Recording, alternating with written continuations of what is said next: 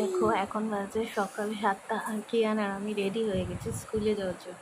তো কিয়ানকে বলেছি পোজ দিতে, তো এই যে কিয়ান হাত নেড়েই যাচ্ছে আর পোজ দিয়েই যাচ্ছে। এবার বললাম ওকে ফ্লাইং কিস করতে, তো এখন এই দেখো ফ্লাইং কিস করছে। তো এখনও কিয়ান স্কুল ড্রেস পায়নি, ওর কিটটা এখনও এসে পৌঁছায়নি। আর জানি না আমি হঠাৎ করে ভিডিওটা কী হলো। তো এই যে কিয়ানের টিফিন, কিয়ানকে আমি পেয়ারা আর শশা দিয়েছিলাম, আর এই যে কিয়ানের জলের বোতল। তো এইগুলো সব রেডি করে তারপরে আমি কিয়ানকে রেডি করতে যাই আসলে। না হলে কিয়ান খুব দুষ্টুমি করে আর রেডি হতে চায় না, আর দেরি হয়ে যায় স্কুলে যেতে। তো এই দেখো কিয়ানের জলের বোতল ভরে দিয়েছি, আর এই কিয়ানের চেন আটকে দিলাম টিফিনে। আর এই যে কিয়ানের ব্যাগ এখন রেডি। পাপার ভিডিওটা যাই না ব্ল্যাঙ্ক হয়ে গেছিল। তো এই যে কিয়ান রেডি হয়ে গেছে স্কুলে বেরোবার জন্য। তো এই যে ফ্লাইং কিস করে দিল। আর এখন এত গরম পড়েছে, তাই আমিও 1 বোতল জল নিয়ে বেরোচ্ছি, যেখানেই যাই না কেন। ভীষণ গরম পড়েছে। তো এই যে এই দেখো আমিও এখন বেরিয়ে যাচ্ছি। আর এই রাস্তায় এসে কিয়ান বায়না করেছিল যে ও ডাব খাবে, তো এই যে বাবা ডাব কিনে দিয়েছে, এই ডাবের জল খাচ্ছে। তো কিয়ান এই দেখো আমি স্কুলে ঢোকার ভিডিওটা করতে পারিনি, তো বেরোবার ভিডিওটা করেছি। এই যে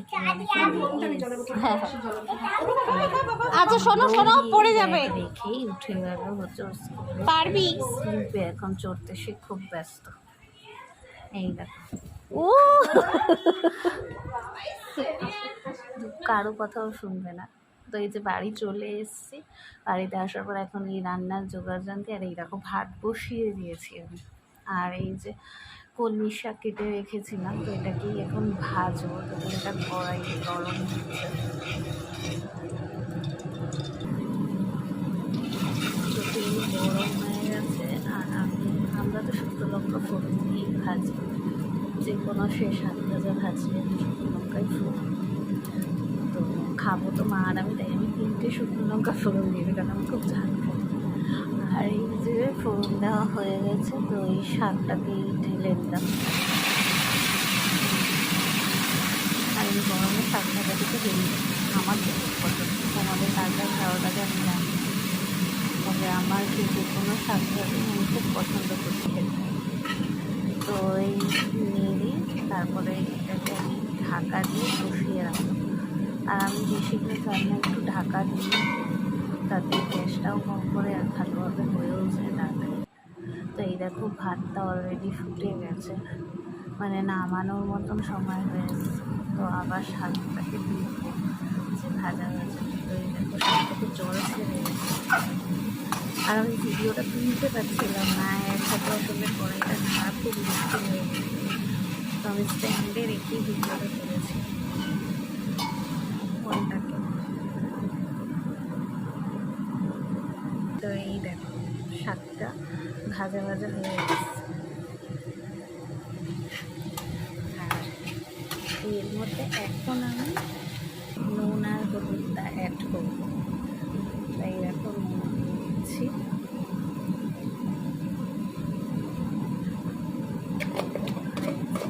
এরপরে হলুদটা অ্যাড করে দেবো। হলুদটা অ্যাড হয়ে গেলে তারপরে ওটাকে আবার একটু ঢেকে বসিয়ে, যাতে নাকি ওটা একটু আবার ভালো মতন হয়ে যায়।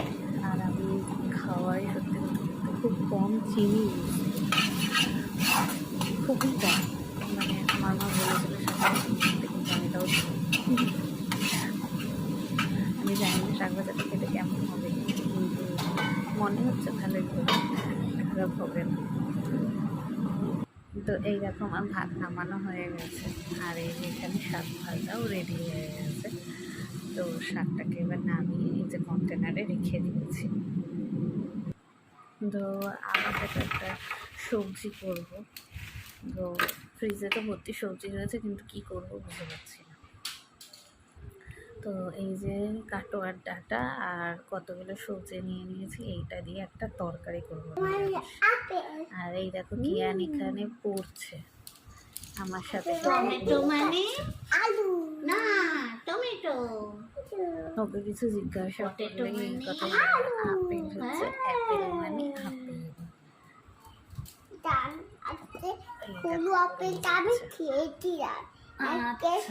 ব্রিঞ্জাল মানে বেগুন।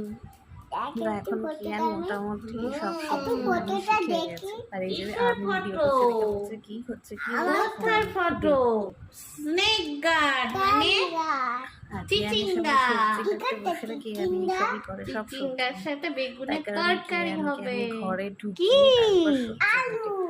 আলুর ইংরেজি কি? পটেটো। হ্যাঁ।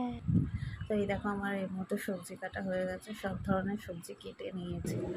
আর এই যে তেলটা গরম হয়ে গেছে, এই কালো জিরে ফোড়ন দিয়ে দিলাম। তো দিয়ে এবার তোমার সব সবজিগুলো এই গরম হয়ে গেছে,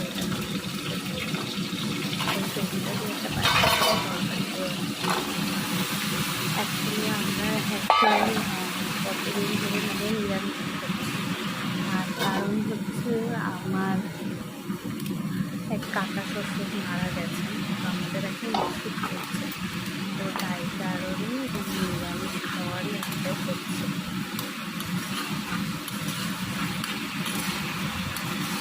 এই সবজিটাকে ভালো করে মিশিয়ে তারপরে আবার ঢাকা দিয়ে বসাবো। সব সবজিগুলো একটু ভালো ভাজা হয়ে গেছে,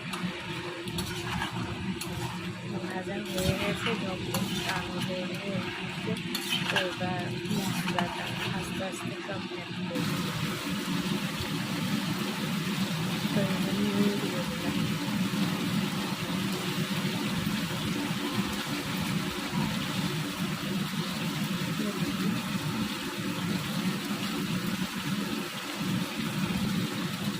আর এই যে লঙ্কা যেটা আমার রান্নার সবচেয়ে ফেভারিট পার্ট। আর তার সাথে আমি দু চামচ লঙ্কা গুঁড়ো দিয়ে তার সাথে আমি 3টে কাঁচা লঙ্কাও আর্ধেক ভেঙে দিচ্ছি, যাতে একটু তরকারিটা ছাড়া ছাড়া হয় আর খেতে ভালো লাগে। তো দেওয়া হয়ে গেছে, তো এইরকম মশলা অ্যাড করার পর এই যে তরকারিটা একদম হয়ে যাবে। তো এরপর এটাতে একটু জল দিয়ে দেবো যাতে সব সবজিগুলো সিদ্ধ হয়ে যায়। আর এই যে আমার শাশুড়ি কালকে এঁচড়ের তরকারি আর টক ডাল পাঠিয়েছিল, তো এটা তো ধরাই রয়েছে, তো এটাও খাবো। এটার সাথে এই তরকারিটা আর শাক ভাজা দিয়ে খাবে। কমপ্লিট হয়ে গেছে। আর কিয়ান তো গরম পড়েছে বলে এইসব দিয়ে কিছু দিয়েই খাবে না, তো ও দই দিয়ে ভাত খাবে। না তোমরা কারা কারা নিরামিষ ডাল ভাত তরকারি খেতে ভালোবাসো আমাকে কমেন্টে জানিও। আর ভিডিওটা ভালো লাগলে অবশ্যই লাইক আর কমেন্ট করে দিও। আর ইউটিউবে কি আমার চ্যানেলটা প্লিজ প্লিজ প্লিজ সাবস্ক্রাইব করে দিও। তো আজকের মতো ভিডিওটা এখানেই এন্ড করছি। টাটা, ভালো থেকো আর রাধে রাধে।